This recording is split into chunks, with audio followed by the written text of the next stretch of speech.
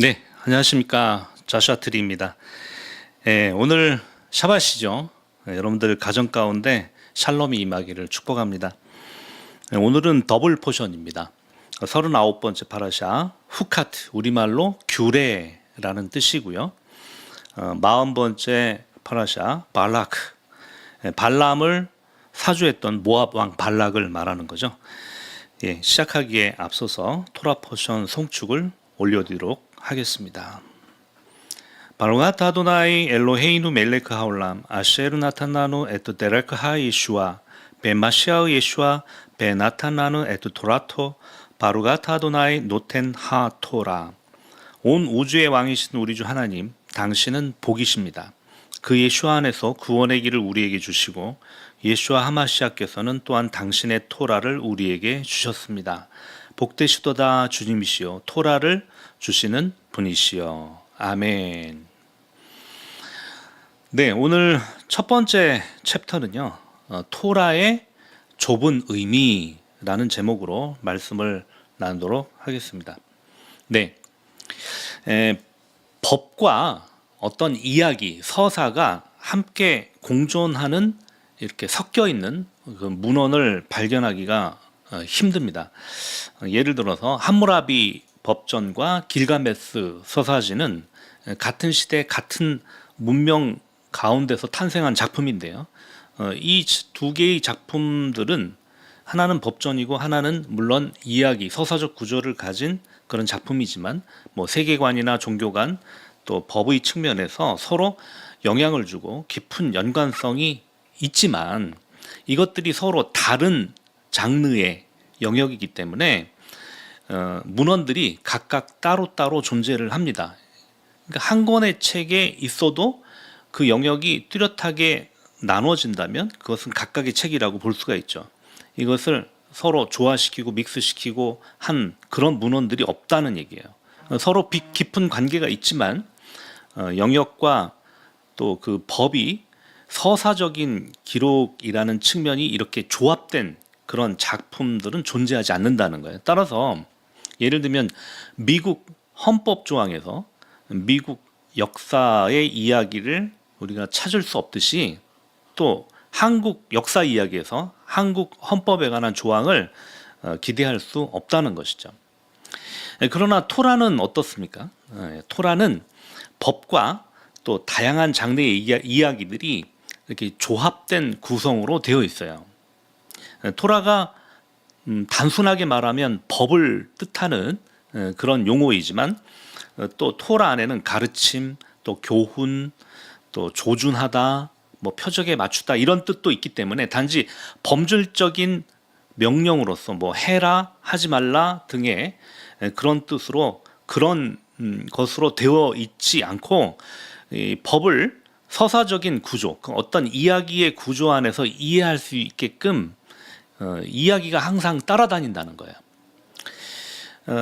성문 토라도 그렇지만 이제 구존 토라도 마찬가지예요. 구존 토라는 미시나가 원본이죠. 그 미시나에 대한 방대한 그 랍비들의 주석이 게마라예요. 그런데 이 게마라와 미시나 본문을 합쳐가지고 탈무드라고 하는데 이 게마라의 법률적인 부분을 할라카라고 하고 그 다음에 역사적 어떤 비화나 설화 또 비유, 교훈 등에 속한 이야기를 아가다라고 하는 거예요.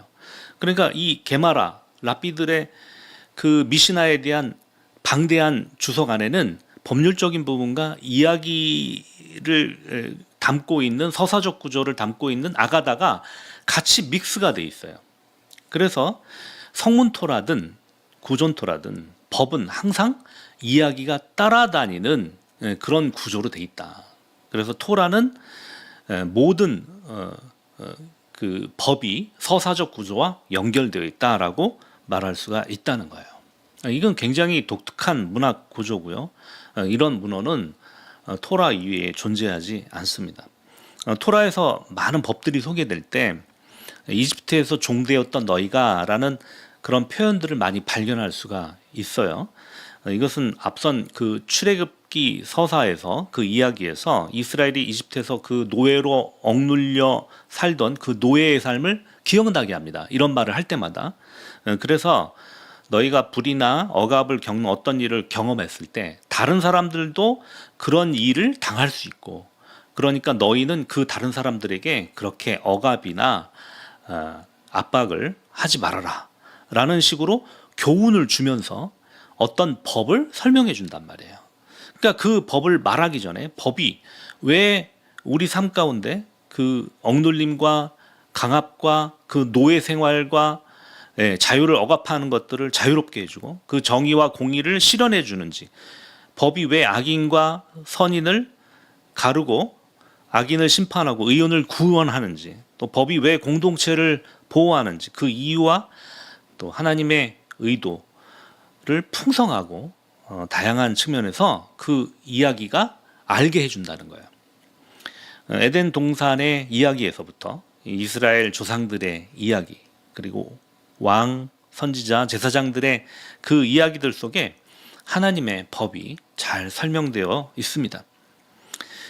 하나님은 우리가 단지 무엇을 해야 하는지 뿐만 아니라, 그러니까 법은 뭐뭐 해라, 하지 말라, 뭐 이런 식으로 돼 있잖아요.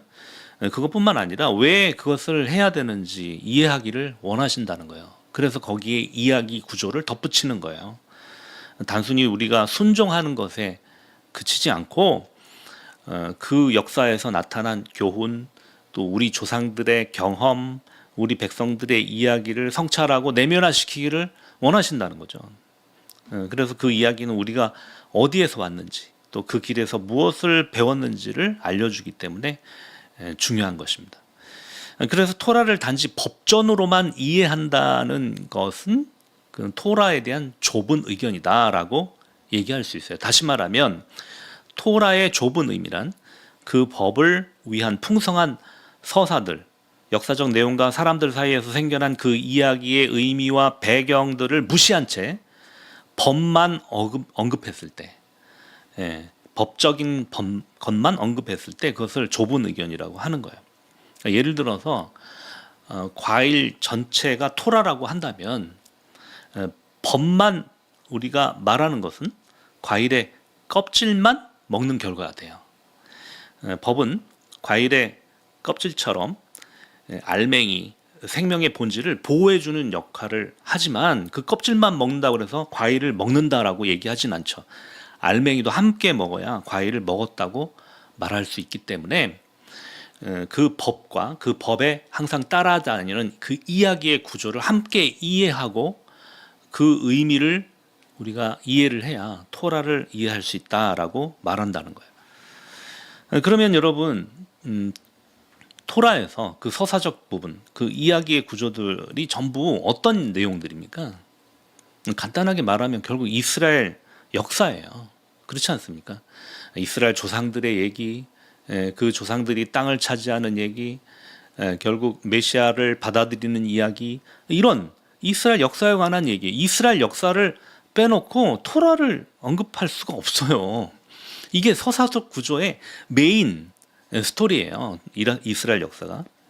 그러면 우리가 이렇게 질문할 수가 있습니다. 우리가 과연 이스라엘의 역사, 이스라엘 민족, 히브리어, 유다이즘 이런 것들을 패스하고 과연 토라를 안다고 할 수 있을까라는 질문을 할 수 있다는 거예요. 우리가 이제 단지 성경을 원어로 공부하고 싶어서 원어적 의미를 공부한다고 그랬을 때 그 토라를 이해하게 되는 걸까요?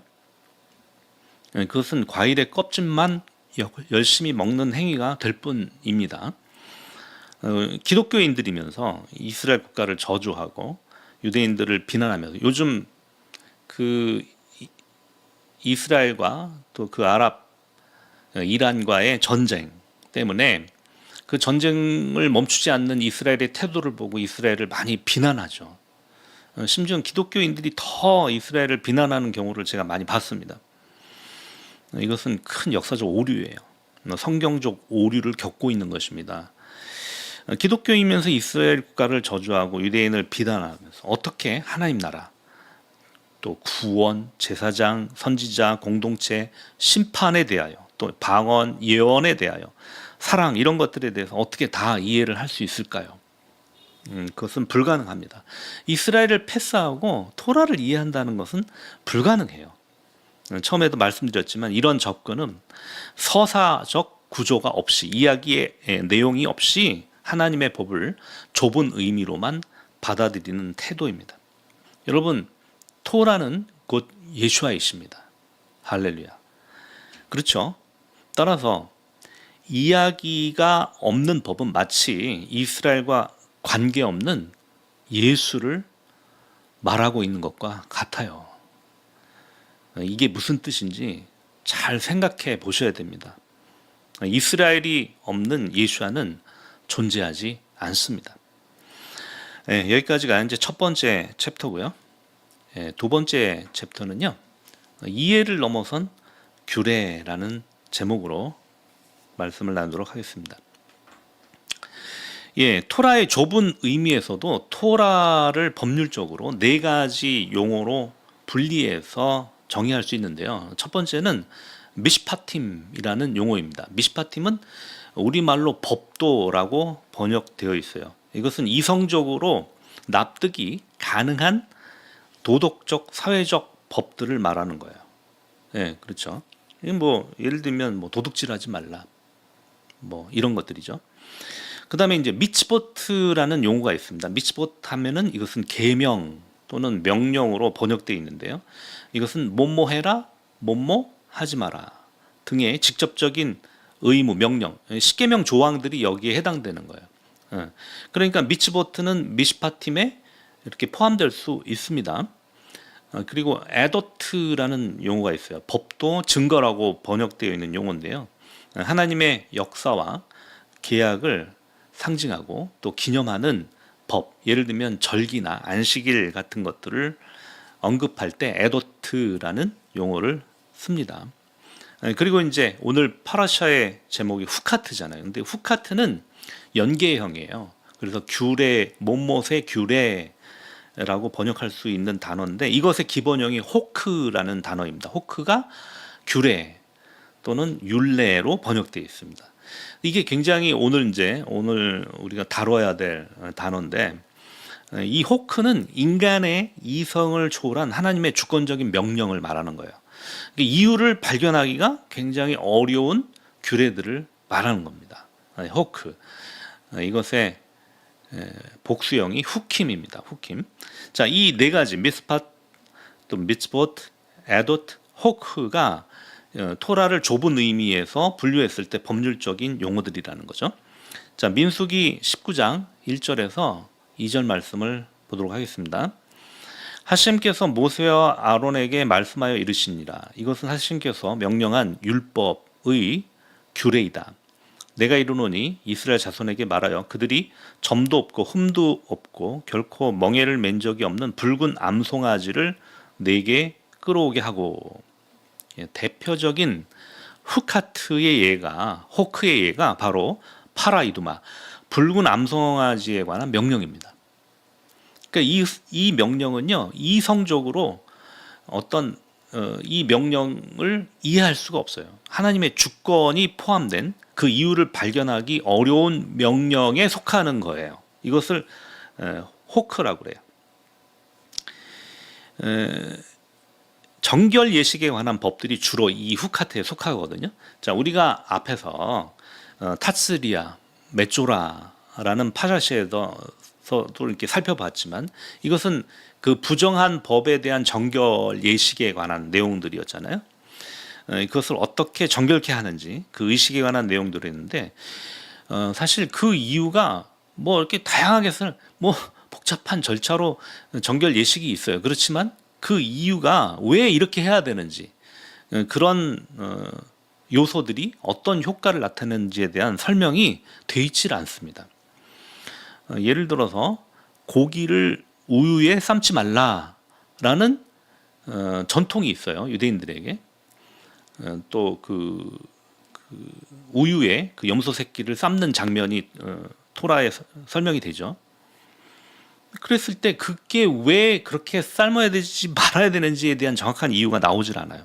또 양털과 아마씨를 함께 섞어서 혼방이라고 그러죠. 천을 짜서 옷을 만들 때 그렇게 섞어서 짜는 것을 금지합니다.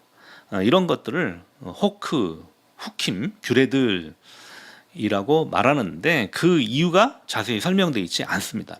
이 붉은 암송아지에 관한 법이 바로 그런 거예요. 명령만 존재하고 왜 그 명령이 우리에게 주어졌는지 그 이유가 뚜렷하게 명시화되어 있지 않습니다.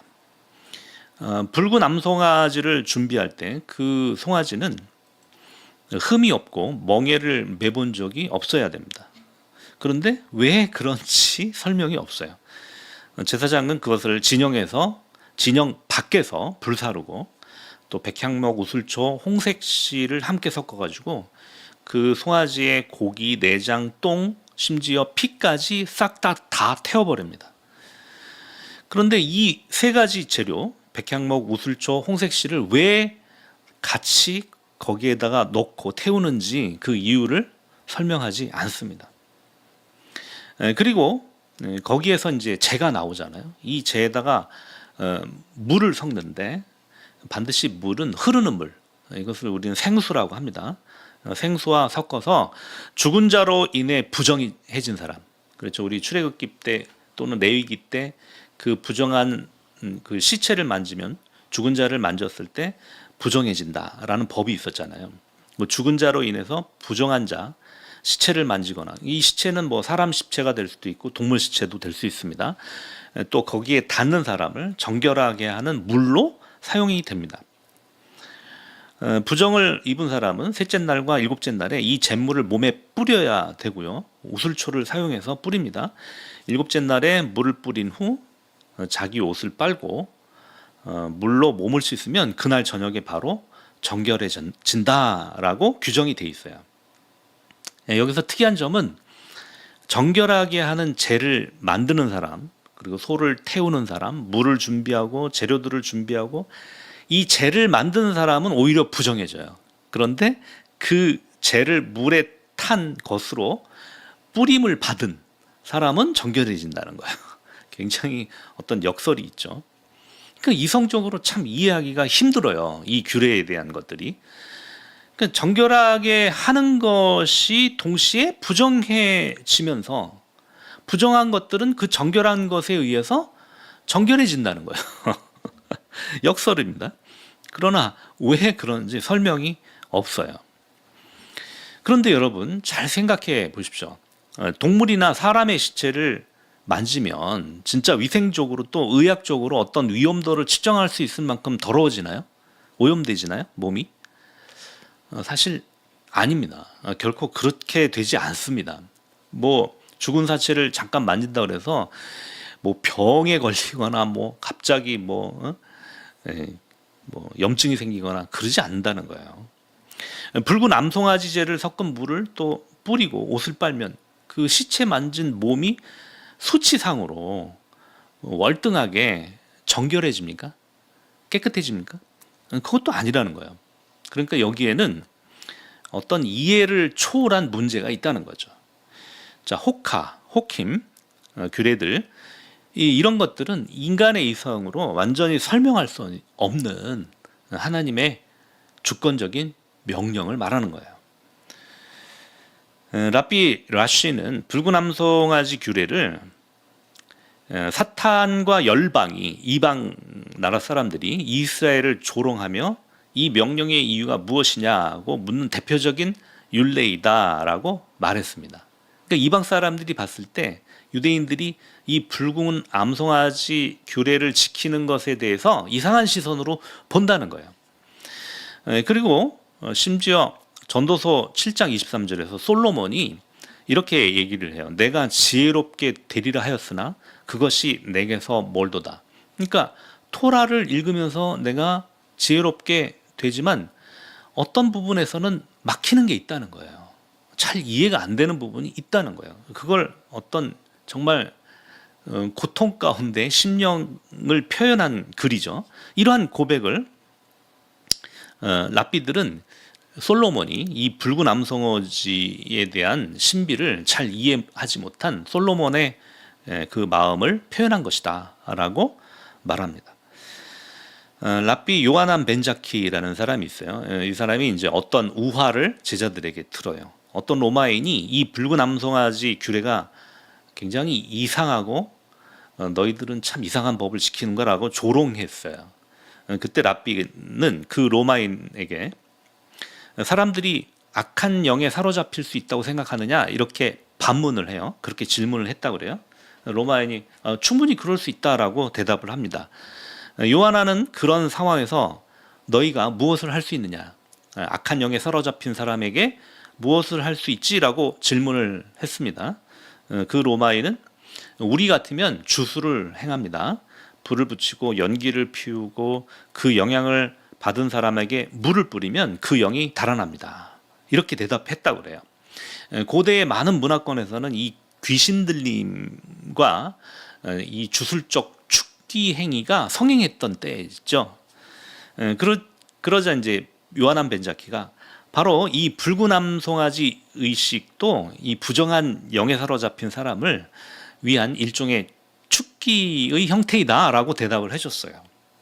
우리가 그것을 행할 때 그 영이 달아난다 이렇게 설명해 줬더니 로마인이 그래서 너희들이 이 법을 지키는구나라고 이해하고 만족하면서 떠났다고 그래요. 근데 이런 대화를 지켜보던 제자들이 굉장히 놀랍고 당황스럽게 자기 선생님의 그 답변에 대해서 이제 반문을 합니다. 유대적 관점에서 보면 선생의 답변이 너무 빈약하고 이상한 답변이었기 때문에 우리가 이 의식의 논리를 정확하게 어떻게 이해하면 좋겠습니까? 라고 질문했다고 그래요. 그때 요하난 벤자키가 1초도 망설이지 않고 이렇게 대답했다고 그래요. 너희 생명에 두고 말하노니 죽은 몸이 더러워지는 것도 아니고 붉은 암송아지의 물이 정결하게 하는 것도 아니다. 오히려 하나님께서 내가 법령을 정했고 내가 규례를 내렸으니 너희는 내 법령을 거부할 권한이 없다라고 말해줬다는 거예요. 쉽게 말하면 뭡니까? 뭐 시체를 만졌다고 해서 진짜 더러워지는 게 아니야. 그리고 또 그 물을 뿌린다고 해서 깨끗해지는 것도 아니야. 단지 하나님이 그 법을 정했고 그 규례를 우리에게 내렸으니 우리는 그 규례를 거부할 권리가 없다. 이렇게 대답해 준 거예요. 여기서 요하난 벤자키의 그 말의 핵심이 뭡니까? 인간은 하나님의 모든 명령을 이해하기 때문에 순종하는 것이 아니라 하나님이 명령했기 때문에 순종한다는 거죠. 그렇다면 이 요하난 벤자키의 대답은 그 법이 참으로 이 비이성적이고 논리가 없지만 우리가 할 수 있는 일은 오직 순종뿐인가? 라는 질문도 할 수 있는 거예요. 그러면 비논리적이고 비이성적이지만 우리가 단지 그냥 순종만 해야 되는 거야? 라고 묻는다는 거죠. 자, 이 질문에 대해서 또 랍비 조나단 삭스가 굉장히 훌륭한 답을 우리에게 줍니다. 아까 제가 언급했던 그 좁은 의미에서 법률적 의미를 네 가지로 분류할 수 있다고 그랬잖아요. 그런데 이성적으로 이해할 수 있는 사회적 법령을 미시파팀이라고 하고 또 해라 하지 말라 하는 명확한 어떤 이유가 명확한 법을 미츠보트라고 했잖아요. 자, 이런 것들은 어떻게 정해지냐면 관행이 먼저 존재를 합니다. 그리고 그 다음에 그 관행이 불공정했을 때 또 뭔가 누구에게 피해를 줬을 때 공정성과 정의를 보장하기 위해서 어떤 규제하는 법들이 생겨난 거래요. 자, 예를 들면 도둑질하지 말라. 자, 도둑질하는 사람이 생기는 거예요. 계속 도둑질하면은 훔쳐가는 사람에게 유익이 있어요. 그러니까 이게 관행처럼 막 생겨나요. 그러나 물건이 없어진 사람 피해를 당하는 거잖아요. 그러니까 정의가 상실되죠. 그래서 도둑질하지 말라는 법이 생겨난 겁니다. 이런 것들이 바로 미시파팀 미츠보트에 해당되는 거라면 호카, 후킴, 규례들이라는 것은 먼저 하나의 법을 창조해요. 그리고 그 법에 위배되는 것을 구성하는 규칙이 있다고 말합니다. 자, 이게 무슨 말이냐면 붉은 암송아지 규례 같은 경우에 시체를 만지거나 다루는 일을 부정하다라고 먼저 법으로 정한다는 거예요. 그런 다음에 시체를 만지게 되었을 때 죄로 규정되는 것입니다. 그 법이 생기기 전에는 시체를 만져도 부정한가는 아무 관련이 없었어요. 그리고 누구에게도 피해를 주지 않아요. 또 자신에게도 피해가 없어요. 아무 일도 안 일어나요. 근데 그 법이 생기고 나서 시체를 만졌을 때는 문제가 생긴다는 거예요. 이렇게 구성적인 법이 된다는 거죠. 그러니까 관행이라는 게 존재하지 않았어요. 뭐 시체를 만지는 게 부정하다 이런 관행이라는 게, 피해를 준다 이런 관행이라는 게 존재하지 않았어요. 그러나 시체를 만지거나 닿게 되면 부정해진다고 법을 정하는 순간 문제는 달라진다는 거죠. 이 행동을 구성하는 행위가 일어났을 때, 즉 시체를 만지는 경우가 생겼을 때 붉은 암송아지 규례가 필요하게 되는 거죠, 우리에게. 물론 부정하다고 정하지 않았다면 규례도 필요하지 않습니다. 이런 것들이 바로 미슈파팀 미츠보트와 이 후킴의 차이점이에요. 다시 한번, 좀 어려운가요? 여러분들 이해하시기가 좀 어려울 텐데,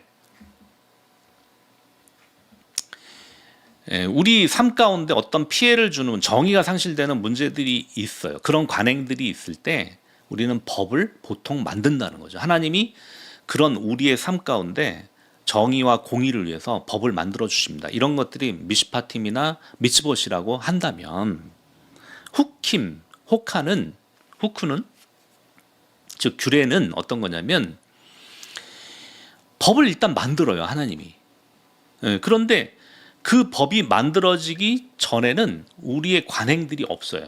그것을 그 일을 당한다고 해서 불편함이 있거나 남에게 피해를 주거나 나한테 피해가 오거나 그런 문제들이 전혀 없어요. 그러나 그 법이 창조되고 난 다음에 그 법에 구성되는 어떤 행위가 일어났을 때, 예를 들면 시체를 만지는 행위가 일어났을 때 그게 문제가 되는 거예요.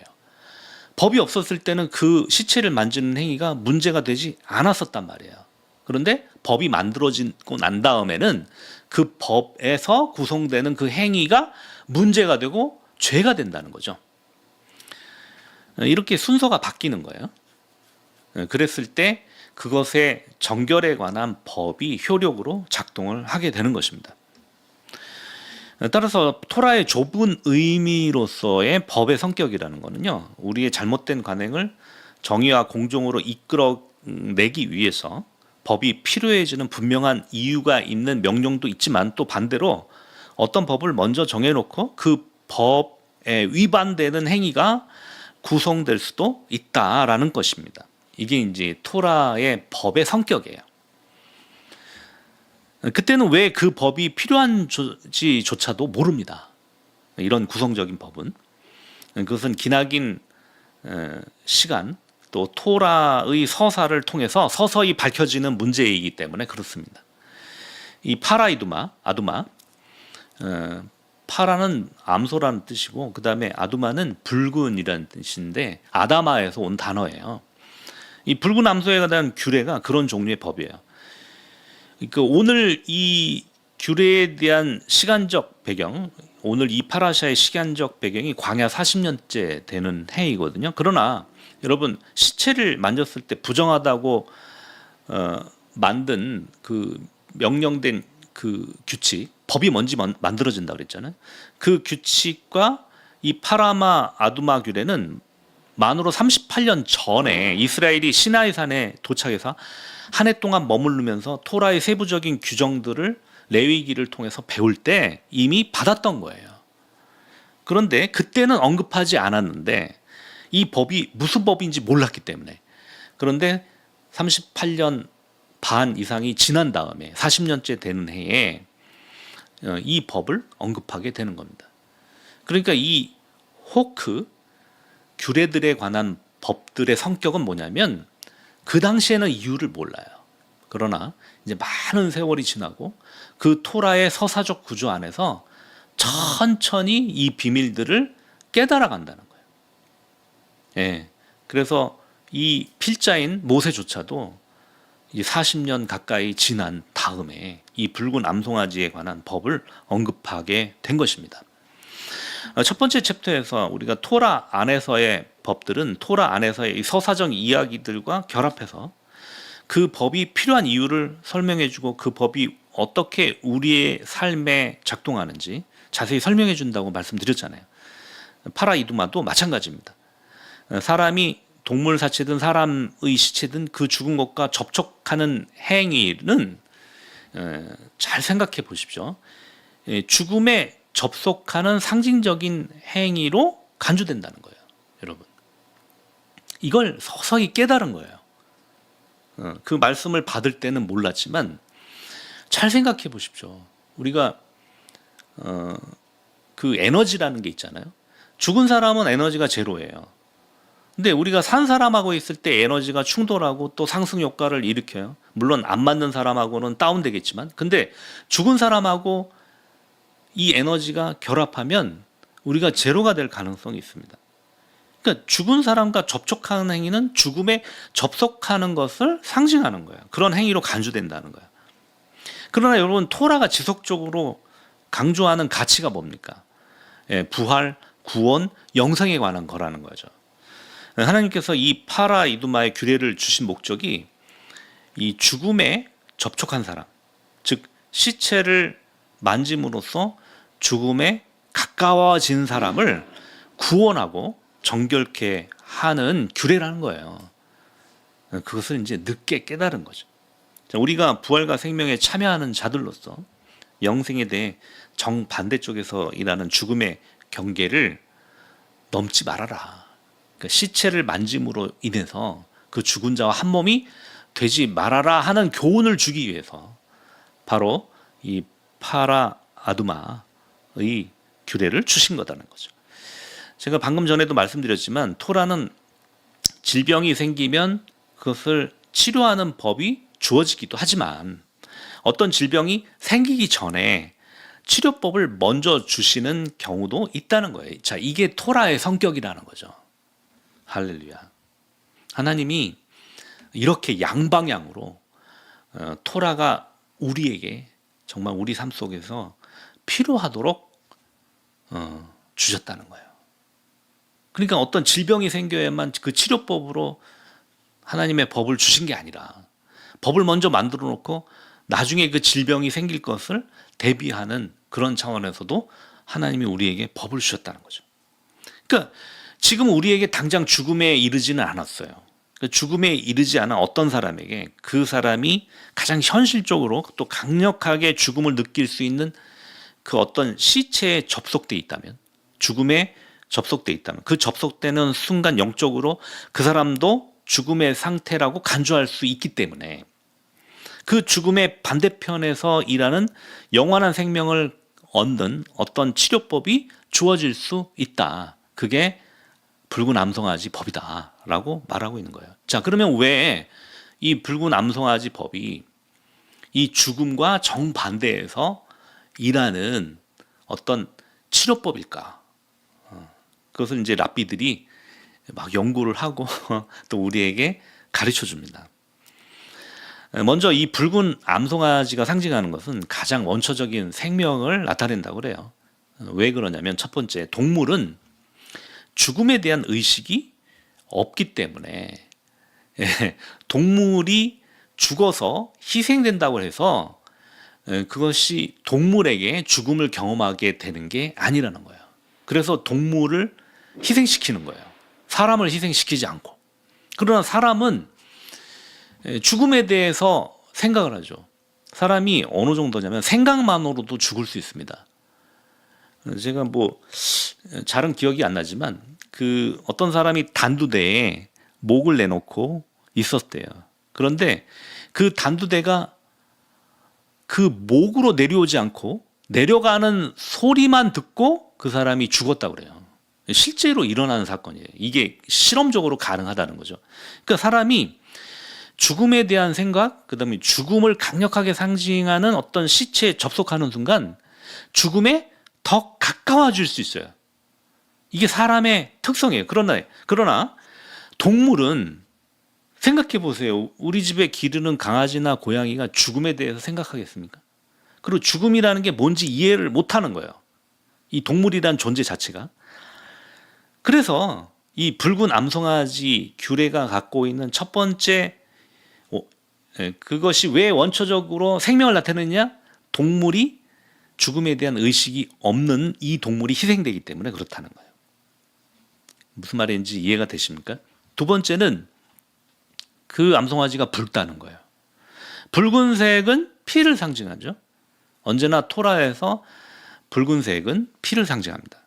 토라에서 피는 생명 자체를 나타내기 때문에 붉은 암송아지를 사용한다는 거예요. 세 번째는 아직 멍에를 매본 적이 없는 동물이라는 거예요. 이것 때문에 우리가 생명을 상징하는 거예요.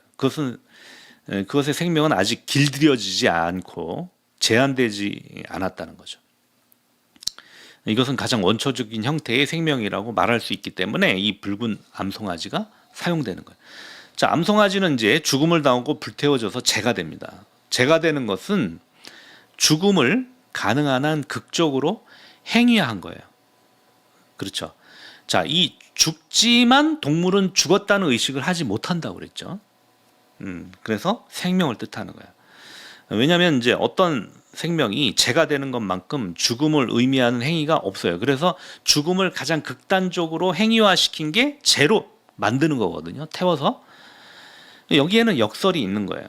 그 재는 불에 탄 백향목, 우슬초, 진홍색 실과 함께 태워집니다. 이것들은 앞선 레위기 규례에서 메조라 곧 나병 환자를 위한 정결 의식에 쓰인 재료들입니다. 똑같은 재료들이에요. 이유를 설명하지 않았기 때문에 왜 이것들을 섞는지 잘 모릅니다. 그러나 막연하게나마 이 재료들은 부정한 것들을 흡수하는 어떤 특별한 힘을 가졌다라고 믿어지게 한다는 거죠. 그런 다음 그것들은 생수, 흐르는 물에 풀어져서 인간의 시체와 접촉했거나 가까이 했을 때 더럽혀진 사람에게 뿌려집니다. 자, 생수라는 표현은 명백히 은유죠. 뭘 은유합니까? 생명을 은유해요. 식물과 동물과 인간 모두에게 생명을 의미하는 게 바로 물이죠. 특별히 광야에서 우리는 이 생수를 더 큰 생명의 가치로 느낍니다. 그래서 물은 생명이신 하나님이 상징이 되었어요. 또 붉은 암송아지는 특별히 다른 동물을 태워할 때와는 달리 진 밖에서 태워집니다. 온 몸의 털이 100% 가깝게 오직 붉은 털로만 되어 있어야 하고요. 멍에도 맨 적이 없어야 되고요. 암컷이어야 되고 흠도 없고 점도 없어야 됩니다. 이것은 죽음을 생명으로 바꾸는 그 희생 제사의 어떤 유일성, 그 희생 제물의 유일성을 나타내는 것이 되는 거죠.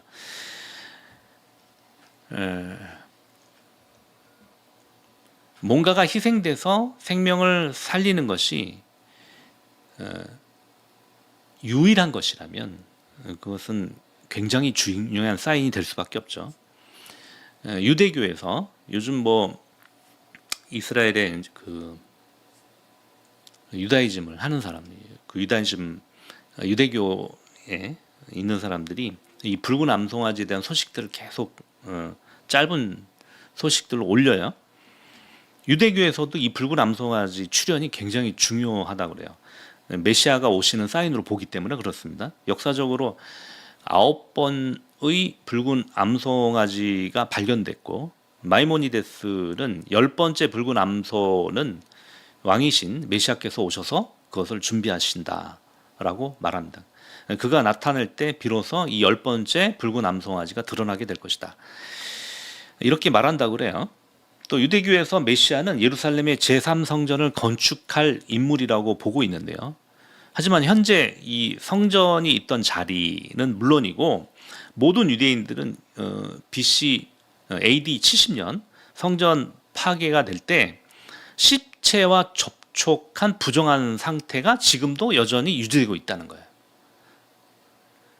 왜 그런지는 잘 모르겠지만 어쨌든 유대인들은 이렇게 생각을 해요.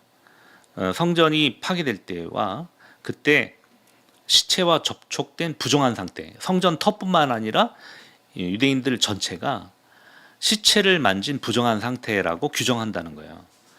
이 율법상 이 부정을 씻지 않으면 제사장들이 성전 안으로 들어가서 제사를 집행할 수 없기 때문에, 또 성전 부지를 거룩하게 할 수도 없기 때문에 반드시 이 붉은 암송아지 재가 섞인 물이 필요하다는 거죠. 그러니까 성전 재건을 위해서 필수적으로 필요한 그런 상황은 뭐냐? 10번째 붉은 암소가 나타나는 거예요.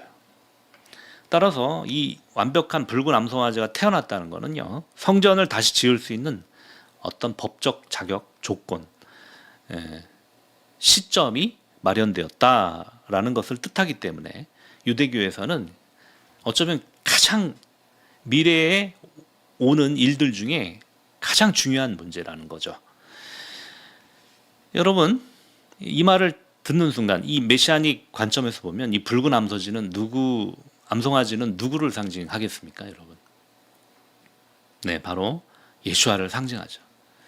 희생제물인데 유일성을 갖고 있는 이 토라의 붉은 암송아지에 대한 마지막 서사가 결국 짐 밖에서 희생된, 점도 없고 흠도 없으신, 세상의 멍에를 한 번도 지으신 적이 없지만 그러나 세상의 모든 짐을 지고 가신 예수와 하마시아의 죽음에 관한 이야기입니다. 그분은 죽음을 인식할 수 없는 완전한 생명이신데 또 불구하고 그분이 희생되신 거예요. 생명의 역설이라고 그랬죠. 죽었지만 그분은 생명이시란 말이에요. 그 생명이 우리에게 그 재와 물이 섞인 상태로 우리에게 뿌려지는 거예요. 그래서 우리를 정결케 하는 거예요. 그분의 피가 우리를 정결하게 해주셨다는 거예요. 그래서 이 붉은 암송아지는 강력하게 예수와를 상징하는 것입니다. 파라 이두마에 대한 이야기가 끝나고 미리암이 죽는 이야기가 나옵니다. 이스라엘 백성에게 문제가 없던 물이 끊겨요. 미리암이 죽었을 때. 상징적인 의미를 갖고 있는데요. 그녀가 살아있는 동안에는 물, 곧 생명이 있었다는 뜻이지만 그녀의 죽음은 이제 모세 시대의 끝이 시작되었음을 알려주는 상징이었다. 그렇게 평가를 합니다. 그 미리암이 죽은 그 표지가 그때까지 백성을 섬겨왔던 우물이 말라버린 증거가 되었다. 왜 그러냐면 미리암이 죽던 해에 아론도 죽고 모세도 그 해에 다 죽습니다. 그러니까 광야 1세대의 대표적인 사람들이 죽는 거예요. 이것을 물이 말라버리는 상징으로 어떤 사건이 돼버린 거죠. 사건의 형상화가 돼버린 거죠. 이게 이제 무리바 물 사건이에요. 살아있는 모든 것은 결국 먼지와 재가 되지만 생명은 끝나지 않는 시냇물처럼 계속 흐른다는 것을 우리에게 교훈으로 줍니다. 그래서 파라이드마를 우리의 이해를 넘어선 하나님의 명령, 규례라고 말하는 것입니다. 자, 여기까지가 이제 두 번째 챕터고요. 자, 세 번째 챕터는요, 모세의 부정적인 대응꾼 발람이라는 제목입니다. 민수기 22장 1절에서 3절 말씀을 보겠습니다. 이스라엘 자손이 또 길을 떠나 모압 평지에 진을 쳤으니 요단 건너편 곧 여리고 맞은편이더라. 십볼의 아들 발락이 이스라엘이 아모리인에게 행한 모든 일을 보았으므로 모압이 심히 두려워하였으니 이스라엘 백성이 많음으로 말미암아 모압이 이스라엘 자손 때문에 번민하더라. 파라샤 이제 발라크죠. 발라크는 실제로 발라크에 대한 이야기보다는 발람의 이야기로 거의 채워져 있습니다. 그런데 왜 제목이 발람이 아니고 발라크냐? 그런 발라크가 된 이유가 있어요. 모든 사건의 발단은 바로 발라크에서 시작되기 때문에 그래요. 물론 토라의 제목은 그 파라샤의 시작 부분이 첫 번째 단어나 가장 중요한 키워드를 제목으로 정하기 때문에 발람이 제목으로 될 수는 없습니다. 자, 이스라엘이 이제 광야 생활 막바지에 이르렀을 때 또 한 번의 고비가 오는데요. 에돔 지역을 통과하려고 했을 때 에돔 사람들에게 거절당합니다. 그렇지만 하나님은 에돔도 너희와 한 동족이기 때문에 그들과 싸우지 말고 돌아가라고 명령하셔요. 자, 이 일로 인해서 하나님이 이스라엘이 굉장히 크게 상심하게 되죠. 그래서 이스라엘은 하나님과 모세를 향해서 불평합니다. 그 결과로 온 사건이 바로 놋뱀 사건입니다. 놋뱀, 불뱀을 보내셔서 놋뱀을 보게 하심으로써 하나님의 그 징계와 동시에 치유를 받습니다. 자, 결국 이스라엘은 에돔 지역을 돌아서 이제 우회를 하게 됐는데 그게 이제 모압 땅으로 가는 길이었어요. 자, 모압 땅 경계에 올라오게 되었을 때 이스라엘은 이 모압 경계에 사는 아모리 왕 시온과 바산 왕 옥과 전쟁을 치르게 됩니다. 거기에서 대승을 거두어요. 드디어 이제 모압 땅 턱밑까지 이르게 되었습니다. 자, 발라크가 모압 왕이라고 그랬죠. 자, 이스라엘이 모압 땅을 지나가는 것 자체를 두려워합니다. 그들의 세력이 강력하기 때문에 이제 문제가 생긴 거예요. 그래서 모압은 미디안과 연합 전선을 구축하고요. 선지자 발람을 고용하려고 합니다. 자, 유대 전승에서 왜 발락이 발람을 고용하려고 했을까? 자, 유대 전승에서요. 발람은 모압 사람이 아니라 미디안 사람으로 알려져 있습니다. 그래서 흥미로운 점은 여기에 이제 그 영적인 짝이 생기는데요. 모세가 미디안 사람이며 장인인 이트로와 한 짝이 돼서 이트로의 도움을 받아서 이스라엘을 인도하는 지도자가 되잖아요. 어떤 그런 계기가 됐잖아요. 자, 미디안 사람 발락은 이 이스라엘 문제를 어떻게 해결해야 될지 범인할 때 그 영혼의 짝으로 발람을 찾습니다.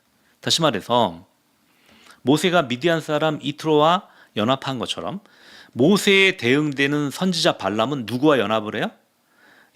미디안 사람 발락과 연합한다는 거예요. 자, 이런 구도를 가지고 있어요. 자, 유대 현자들이요. 그 랍비들이 토라의 마지막 구절인 신명기 34장 10절에서 그 후에 이스라엘의 모세와 같은 선지자가 일어나지 못하였으니 라는 이 구절을 해석하면서 이스라엘 안에는 모세와 같은 선지자가 다시는 없지만 이방인들 중에는 모세와 대등한 수준의 영적 능력을 가진 선지자가 한 명 일어났으니 그 사람이 바로 발람이다라고 이 구절을 해석했다는 거예요. 따라서 발람은 이스라엘에서 가장 위대한 선지자였던 모세에 비견되는 이방의 모세급 선지자로 알려져 있습니다. 하나님이 이방인 세계에 발람이라는 이 거물급 선지자를 주신 이유는 나중에 훗날 마지막 심판 때 이방 민족들이 왜 우리에게는 모세처럼 하나님의 뜻을 전해줄 위대한 선지자를 주시지 않았습니까? 그래서 우리가 율법을 지키지 못했습니다라고 핑계대지 못하게 하기 위해서 이런 동급의 선지자를 줬다는 거예요. 그게 바로 발람이라는 거예요. 영적인 체급과 어떤 역량 면에서 발람은 모세와 이렇게 비견되는 선지자로 알려져 있습니다. 자, 발락에게는 이스라엘의 문제, 유대인에 관한 문제에 직면해 있다고 그랬죠. 이것의 현대적인 용어가 바로 Jewish problem 또는 Jewish question이라고 합니다. 이것은 끝나지 않았어요. 지금도 여전히 존재하는 유대인에 관한 문제예요. 이방인들이 느끼는. 자, 유대인에 관한 문제는요. 아브라함이 가나안 땅에 들어온 직후부터 시작된 문제예요. 그러나 본격적으로 이 유대인 문제가 드러난 상황은 출애굽 때 일어났습니다. 바로 애굽의 바로가 이 이스라엘에 관한 유대인에 관한 문제에 직면하게 돼요. 자, 출애굽기 1장 8절에서 10절 말씀입니다. 자, 요셉을 알지 못하는 새 왕이 일어나 애굽을 다스리더니 그가 그 백성에게 이르되 이 백성 이스라엘 자손이 우리보다 많고 강하도다. 자, 우리가 그들에게 대하여 지혜롭게 하자. 두렵건대 그들이 더 많게 되면 전쟁이 일어날 때 우리 대적과 합하여 우리와 싸우고 이 땅에서 나갈까 하노라. 요셉을 알지 못하는 이집트의 새로운 왕이 나타났다. 그리고 이 바로에게 생긴 문제가 뭡니까, 여러분? 이스라엘은 우리보다 많고 강하다. 이게 문제가 됐던 거예요. 여러분, 생육하고 번성하고 땅에 충만하라, 이 법은요 모든 계명 중에 첫 번째 계명입니다. 유대 전승에 의하면, 유대인들은 이 명령을 잘 지켜요. 그래서 유대 전승에 의하면 이스라엘이 애굽에 있을 당시에 모든 유대인 여자들이, 엄마들이 예우 없이 쌍둥이를 낳았는데요, 심지어 6쌍둥이를 흔하게 낳았다고 그래요. 그러니 그 짧지 않은 시간에, 애굽에 있었던 시간을 총 400년, 430년으로 보지만 실제로 270년 정도 된다고 그랬죠. 230년 정도 된다고 그랬죠. 짧지 않은 시간이에요. 뭐 230년이면 한 7, 8세대가 지나가는 거니까. 이렇게 많은 자녀들을 출산하는데 얼마나 왕성하게 이스라엘이 번성했겠습니까? 여러분, 인구는요 경제력의, 국방력의 기초잖아요. 유대인들은 애굽에서 인구만 번성한 게 아니라 그들의 경제적인 규모도 번성을 했어요. 그리고 또 유대인들에 관한 문제가 또 있습니다. 유대인들은 하나님을 섬기도록 구별된 민족이라는 점에서 이렇게 애굽에 살든 뭐 유럽에 살든 디아스포라 유대인들은 항상 정치적인 사각지대에 놓여 있게 되어 있어요. 특히 타협할 수 없는 종교적 문제가 있었기 때문에, 이것 때문에 정치적 갈등이 돼버리는 거예요. 그러니까 종교적 문제는 정치적 갈등으로 이어진다는 거죠. 예를 들면 샤밧과 절기, 코셔법, 이런 것들은요 기독교 교리하고 맞지 않아요. 그래서 유대인들이 유럽에 이렇게 살 때 이 유럽을 지배하던 종교가 기독교잖아요. 이 기독교와 유대인들이 갖고 있던 이 유대교 종교적 문제가 이렇게 거대하게 충돌하게 되는 거죠. 그래서 이것이 정치적인 문제로 이어지게 됩니다. 유대인들에게는 포기할 수 없는 종교적 의무이기 때문에 기독교 교리를 강요하는 정치적 압박이 유대인 공동체와 갈등을 일으키는 중요한 원인이 돼 있다는 거예요. 자, 유대인들의 수가 많아지고 강해지는 것. 자, 이것이 요셉을 알지 못하는 바로에게 닥친 유대인 문제입니다. 자, 이 문제를 해결하기 위해서 바로는 3명의 선지자를 불렀다고 그래요. 첫 번째가 이트로라는 사람이에요. 모세의 장인. 근데 이트로는 이스라엘을 저주하지 않기 위해서 모압 땅으로 도망갔고요. 나중에 모세의 사이가 장인이 되죠. 모세와 연합합니다. 자, 두 번째 인물은 욥이에요. 욥은 물론 이제 아브라함 시대 때 우르 사람이라고 표현되어 있는데요. 아브라함 시대 때 사람이지만 바로의 이 요청에 대해서 침묵했다고 그래요. 그 대가로 사탄이 그를 시험했고 욥이 고난을 받게 됐다고 말합니다. 물론 이제 이게 다 유대 전승에 나오는 말이에요. 진실이다 아니다를 떠나서 이런 예화가 있다는 거죠. 자, 그다음에 세 번째 인물이 바로 발람이에요. 애굽의 바로가 선택한 선지자가 발람이에요. 세 번째. 그는 심리전 용병으로 전문적인 저주를 해주는 사람. 그래서 생계를 이어가는 자였다고 그래요. 그러니까 그 저주를 해주고 생계를 이어가는 사람은 뭐라고 하죠? 무당 같은 거죠. 바로는 이 발람을 선택했다고 그래요. 자, 바로가 발람에게 말했습니다. 내가 축복하면 축복을 받고 내가 저주하면 저주를 받을 것이다. 이스라엘을 저주해라 라고 요구했다는 거죠. 자, 이것에 대해서 발람이 이스라엘 자손을 나일강에 던져서 죽여라 라고 제안했던 인물이라고 합니다. 실제로 애굽의 바로가 이스라엘이 강대해지는 것을 보고 모든 남자아이들이 태어나자마자 나일강에 다 빠뜨려 죽였죠. 모세가 바로 이 발람의 저주의 희생양이 될 뻔했죠. 갈대상자에 떠내려간 모세를 바로의 공주가 살려서 모세는 또 아이러니하게도 이집트의 왕자가 됩니다. 발락은 애굽에서 있었던 이 발람이 사건, 이 발람의 어떤 저주 사건을 기억하게 된 거예요. 이 발람이 바로에게 내놓은 최종 솔루션이 무엇이었는지 기억하고 있었던 거예요. 이스라엘 멸절, 이스라엘의 씨를 말려버리는 거죠. 그래서 발락은 발람을 고용해서 이스라엘의 씨를 말려버리기 위한 이스라엘을 저주하도록 한 것입니다. 자, 유대인 현자들은 하나님께서 발람을 모세에 대하여 부정적인 대응꾼이라고 말하고 그 부정적인 대응꾼을 일부러 두셨다라고 얘기합니다. 자, 우리가 앞선 토라 포션에서 이스라엘은 정탐꾼을 보냈잖아요. 또 코라흐의 반역 사건을 경험했잖아요. 모세는 그 일로 인해서 이스라엘에게 지칠 대로 지쳤습니다. 하나님께서 분노하신 것을 미리 알고도 정탐꾼 보내는 것을 좋게 봤다라고 할 정도로 그 이스라엘의 악함에 대해서 이제 도저히 참기 어려운 상태까지 이르렀어요. 거기에 코라 자손, 그것도 자기 직계 자손이잖아요. 네, 이 코라흐가 반역을 일으켰다는 것은 모세에게 아주 치명적인 피해를 끼친 거나 마찬가지죠. 자, 그랬을 때 이 고라 자손 코라흐에게 향로를 가져오게 한 행위는 하나님의 심판을 끌어내기 위한 전략이었다는 거죠. 이스라엘의 범죄를 또 그 고라 자손의 범죄를 노출시키려는 의도가 조금은 있었다라고 보여지는 거예요. 자, 무리바에서 바위를 2번 쳤죠. 지팡이로 말로만 하라고 그랬는데 모세는 인간적인 분노를 드러냈어요. 결국 이 행동 때문에 모세는 가나안 땅에 들어가지 못하게 됩니다. 자, 유대인 현자들은 모세의 이 성향, 모세는 탁월한 리더십이기도 하지만 인간적인 면모, 그 부정적인 성향이 그나마 있었다는 거죠.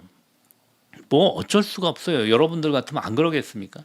모세가 아무리 이 지면에서 온유한 자다, 탁월한 선지자다 할지라도 모세의 인간적인 면모가 그 이스라엘이 끊임없이 반역하고 자기 친족조차도 반역하고 그랬을 때 참지 못하는 그런 상황들까지 이르렀다는 거예요. 그래서 이스라엘이 죄에 노출되게끔 모세가 의도적으로 정탐꾼 보내는 것도 허락하고 또 고라 자손에게 누가 제사장 역할이 적합하냐를 대결하기 위해서 향로를 가져와라 이렇게 말했던 것도 모세의 부정적인 성향이 드러난 일면이라는 거죠. 그런 모세의 성향에 반대되는 악한 성향의 발람을 두신 것은 그것을 통해서 발람을 통해서 이 모세의 부정적인 것에 대응하도록 하는 역할을 하게 만들었다는 거죠. 그러니까 하나님께서 모세의 성향을 부정적인 성향을 드러내신 후에 이것에 적절한 모세의 반대자 발람을 두셨다는 거죠. 자, 이게 무슨 말이냐? 모세와 발람은 분명히 다른 성향, 다른 성격의 사람인 것은 분명합니다. 두 사람의 악한 성향이 서로 마주보게 했지만 비록 그렇게 했지만 모세를 위한 적절한 대응자로 발람을 세우셨다는 것은 굉장히 역설인 거예요. 자, 그러나 모세를 한번 잘 보십시오. 모세는 끝까지 자신의 능력을 이스라엘을 살리기 위해서 사용한 사람이에요. 애쓴 사람이에요. 그럼에도 불구하고 인간적인 그런 악한 성향이 살짝 드러난 거죠.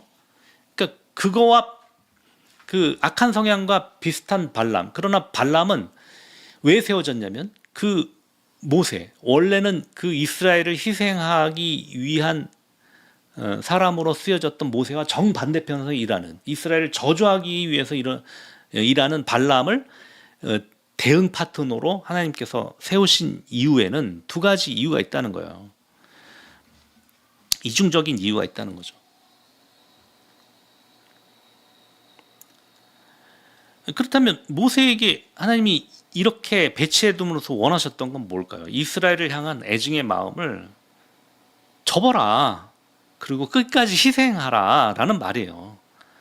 물론 이스라엘 역시 무조건 모세를 원망하는 방식은 좋지 않습니다.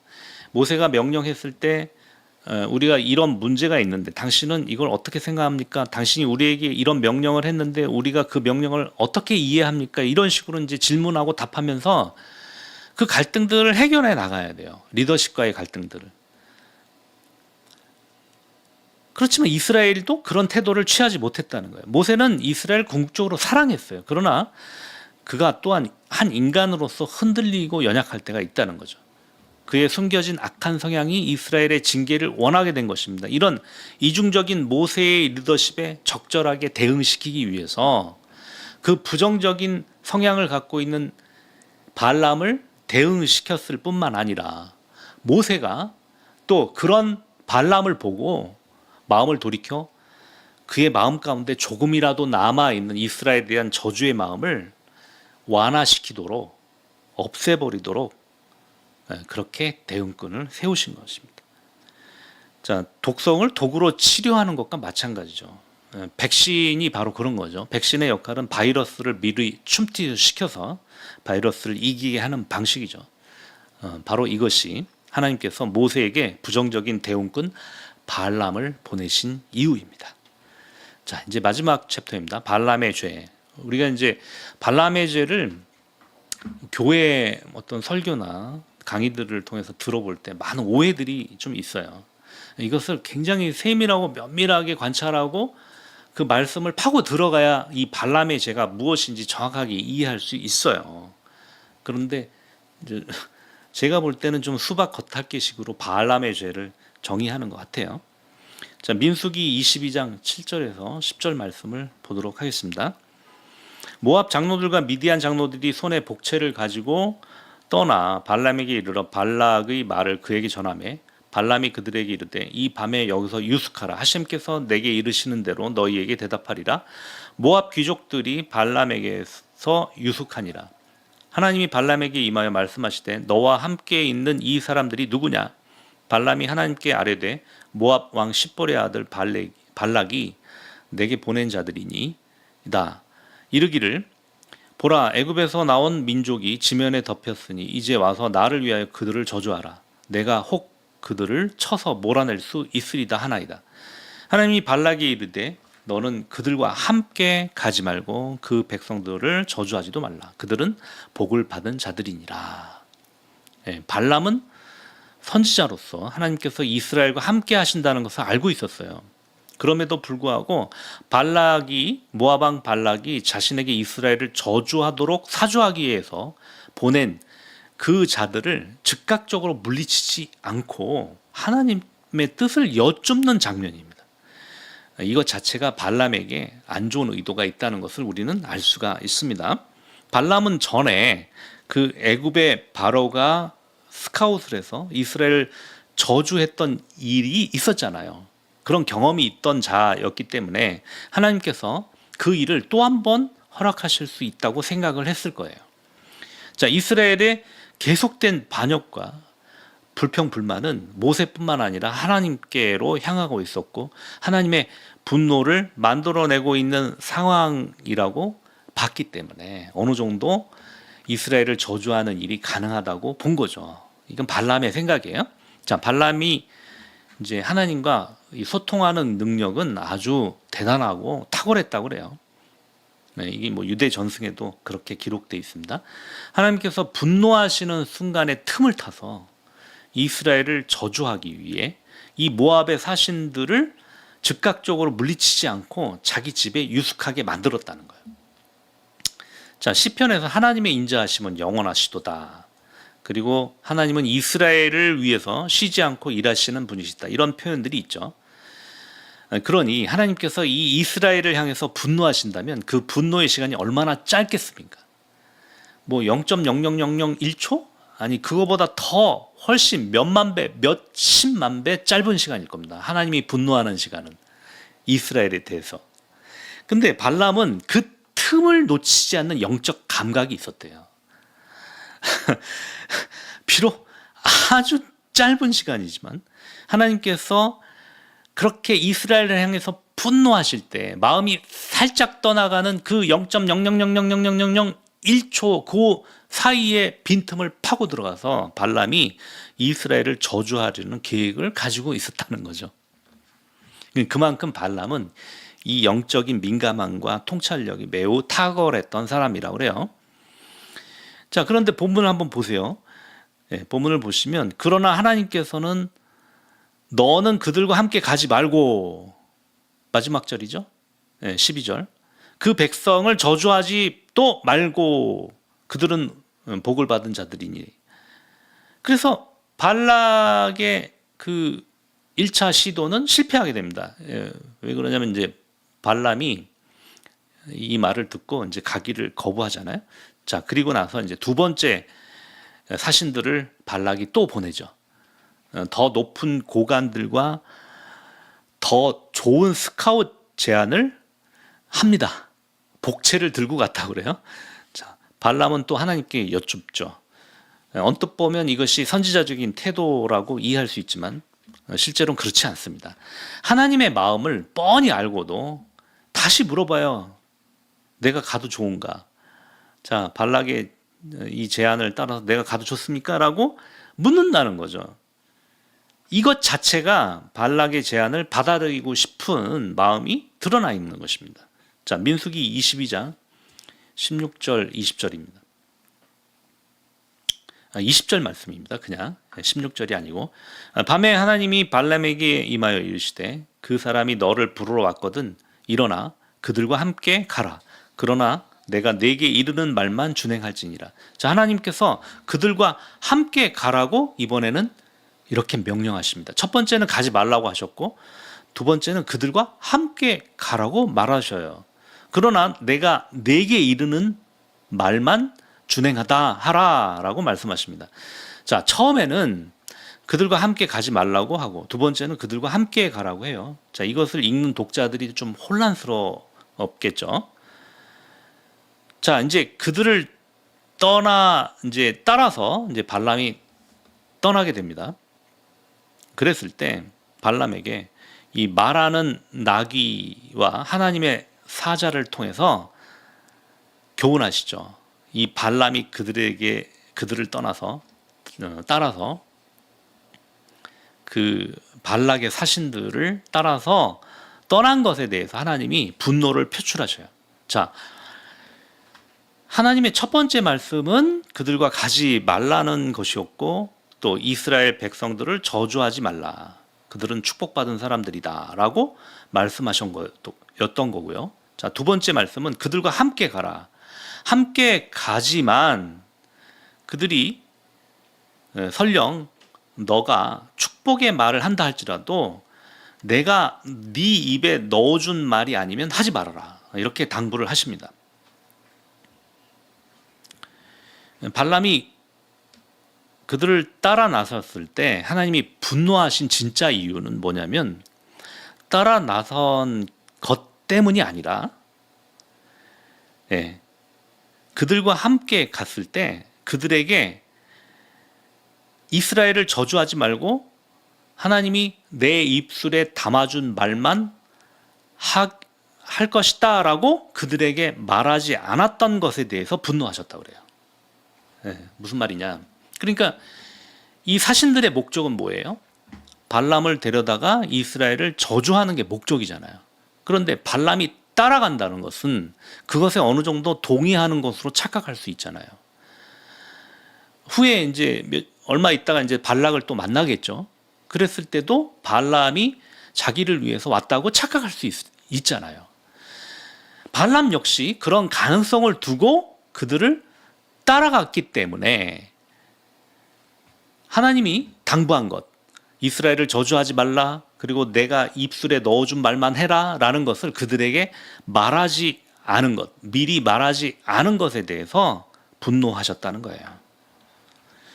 여전히 발람에 대한 발락의 기대가 유효한 상태로 그냥 놔뒀다는 거죠. 자, 발락에게 도착한 발람은 말하는 나귀와 사신들의 어떤 교훈들을 통해서 그 교훈을 받았음에도 불구하고 이제 세 번째, 네 번째에 걸쳐서 계속 발락의 요구에 대해서 하나님께 여쭙니다. 그럴 때마다 발락은 이스라엘을 저주하지 않고 축복을 하게 되죠. 긴 스토리가 나와요. 첫 번째, 두 번째, 세 번째, 네 번째까지 계속 반복되는 그런 저주를 요구하는 장면, 그리고 저주를 하는 대신에 축복을 하는 장면으로 계속 이 요구가 됩니다. 왜 그랬을까요? 발람은 그만큼 교묘하고 끈질긴 사람이라는 거예요. 자, 하나님은 이스라엘에 대해서 마음을 한번 정하신 걸 변경하시는 분이 아니십니다. 그럼에도 불구하고 발람은 세 번째, 네 번째에 걸쳐서 이스라엘을 저주할 타임을 보았던 거죠. 겉은 하나님의 선지자처럼 하나님께 발람이 요구할 때마다 여쭙는 형태로 접근하지만 속으로는 자신이 원하는 것을 얻기 위해서 끝까지 포기하지 않는 태도가 있었다는 거죠.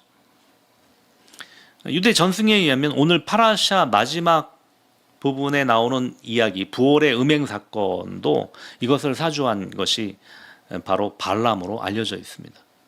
그러니까 발람이 외부에서 어떤 행위를 가해가지고 이스라엘을 멸절하게 하는 것이 불가능해지니까 발람이 그 이스라엘 내부에 문제가 생기게끔 해가지고 이스라엘 파멸하는 행동을 끝까지 했다는 거예요. 그래서 이 발람의 죄가 아주 지독하고 교묘하고 지속적이고 이 발람의 죄는 지금 끝나지 않았습니다. 이 발람의 영은 지금도 이방인들에게 여전히 유효합니다. 여기 민수기 22장 12절과 함께라는 단어, 12절에 보면 함께라는 단어가 나오고요. 또 20절에 보면 또 역시 함께라는 단어가 나와요. 한번 보실까요? 12절에서 그들과 함께, 그리고 20절에서 그들과 함께라는 단어가 똑같이 나오는데 이 히브리어 전치사가 달라요. 하나는 이마햄, 하나는 아탐이라는 전치사인데 12절에서 이마임이라는 전치사는 정신적으로 함께 가는 걸 말해요. 또 동의하는 것을 말해요. 그러니까 그들과 함께 가지 말아라 하는 얘기는 정신적으로 그들에게 동의하지 말아라 이런 뜻인 거예요. 이해되시죠? 20절에서 아탐이라는 전치사는 육체적으로는 함께 가지만 정신적으로는 함께 가지 말라는 뜻이에요. 따라서 처음에 그들과 함께 가지 말라라고 얘기하셨을 때는 그들의 목적과 의도를 함께 해서는 안 되기 때문에 가지 말라고 말씀하신 거고, 자, 두 번째 20절에서 가라고 말씀하신 거는 비록 네가 육체는 가지만 거기 가서 정신으로는 그들의 의도와 목적을 함께 공유하지 말라라는 뜻입니다. 그러나 발람은 육체는 물론 그 정신까지도 그들의 목적에 부합하기 위해서 계속적으로 지속적으로 교묘하게 그 틈을 노리고 있었고 끝까지 이스라엘을 저주하는 것을 포기하지 않았던 것입니다. 자, 이게 바로 발람의 죄입니다.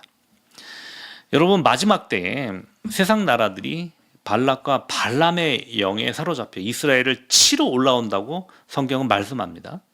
발람의 죄는 결국 하나님의 백성을 반대하는 편에서 그들을 저주하는 게 발람의 죄의 본질이에요, 여러분. 그러나 좁게는 우리 삶 속에서 이 발람의 죄를 적용하면 하나님의 뜻을 알면서도 자기 욕망을 포기하지 않고 경건한 형식의 질문을 취하죠. 또 기도하는 형식을 취하지만 결국 자기 뜻을 관철하려는 의도가 바로 발람의 죄입니다. 그 사람은 분명히 신앙적으로 굉장히 열심인 사람이고 영적으로도 탁월한 감각을 가진 사람일 거예요. 하나님의 음성을 듣는 사람일 거예요. 그렇지만 하나님의 그 마음에 순종하지 않고 결국 자신의 목적과 탐욕을 위해서 그것을 끝까지 성취해내려는, 포기하지 않고 그 틈을 타서 성취해내려는 그 욕망, 이 욕망이 바로 발람의 죄라는 거죠. 발람은 그런 선택을 했습니다. 자, 발락의 사신들이 처음 왔을 때 하나님은 발람에게 아주 명확하게 말씀하셨다고 그랬죠. 너는 그들과 함께 하지 말고 백성을 저주하지도 말라. 그들은 복을 받은 자들이다. 하나님의 마음은 이미 정해졌어요. 그러나 두 번째 왔을 때 그 높은 관직들이 훨씬 더 많이 오고 복채를 들고 오고 이런 2차 사신들이 오자마자 발람은 또 기회를 노립니다.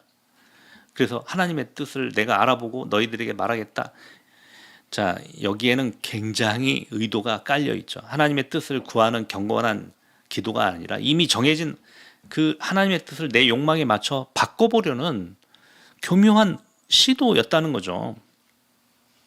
자, 우리 삶 속에서도 이것이 하나님의 뜻이 아님을 양심과 말씀을 통해 이미 명백하게 알면서도 내가 원하는 상황이나 어떤 이익을 취하지 못했을 때 우리는 한 번 더 계속 끈질기게 하나님을 설득하려고 합니다. 아니면 그 사주를 받은 그 사주를 한 사람을 위해서 일하려고 합니다. 이런 영적 고집, 이것이 발람의 죄의 본질입니다. 그리고 이 발람의 죄가 더 우리에게 위험한 것은 영적으로 탁월한 사람에게 발생할 수 있다는 점에서 경종을 울리죠. 발람은 비록 이방이지만 하나님을 알았던 사람이고 우상숭배자가 아니었어요. 하나님의 이름을 부르면서 하나님과 그 신성한 소통을 이루었고 하나님의 입에서 나온 말씀을 이렇게 전하면서 사람들에게 진짜 선지자로 인식될 만큼 존경을 받았던 사람이기도 합니다. 문제는 이 하나님과의 소통이 그의 탐욕을 채우는 수단이 되었다는 점이에요. 결론적으로 우리가 신앙생활을 오래 하거나 또 기도에 깊은 체험이 있거나 교회 안에서 영적인 직분과 영향력을 가진 사람이라 할지라도 이런 교만을 갖기가 쉬워요. 나는 하나님과 이렇게 오랫동안 친분이 있고 소통하는 사람이다. 하나님과 대화하는 사람이다. 이런 영적 교만에 빠지기 쉽다는 거죠. 내가 하나님과 가깝다고 착각하기 때문에 오히려 내 욕망을, 심지어 어떤 분은 하나님은 내 말만 들어, 내 말 안 들으면 죽어, 뭐 이런 말도 하더라고요. 그게 좋은 편인지 아닌지는 여러분들이 각자 알아서 판단하시겠지만 이거는 굉장히 탐욕스럽고 교만한 표현이라고 볼 수 있어요. 오히려 내 욕망을 하나님의 이름으로 포장하거나 기도라는 형식을 빌려 합리화시키는 무서운 발람의 죄의 전형적인 유형이기 때문에 그렇습니다. 이런 사람들은 영적인 탁월한 감각을 가지고 있어요. 하나님의 음성도 들어요. 영적으로 되게 존경받는 위치에 있어요.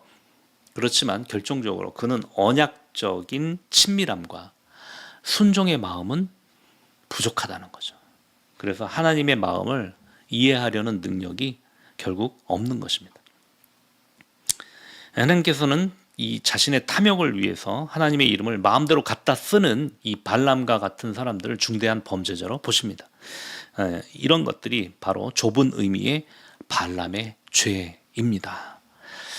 발람의 죄는 크게 이스라엘을 저주하는 죄예요. 두 번째는 그 목적, 탐욕을 위한 자기의 목적을 위해서 끝까지 하나님을 설득하려는 그런 태도가 발람의 죄다라고 정의할 수 있습니다. 자, 여기까지고요. 오늘 다음 시간에는 41번째 파라샤 핀카스입니다. 부월 음행 사건 때 거룩한 분노로 일어났던 아론의 손자 엘르아살의 아들 비느하스의 이야기입니다. 네, 지금까지 오랜 시간 동안 들어주셔서 감사합니다. 다음 시간에 뵐게요. 레이트라웃.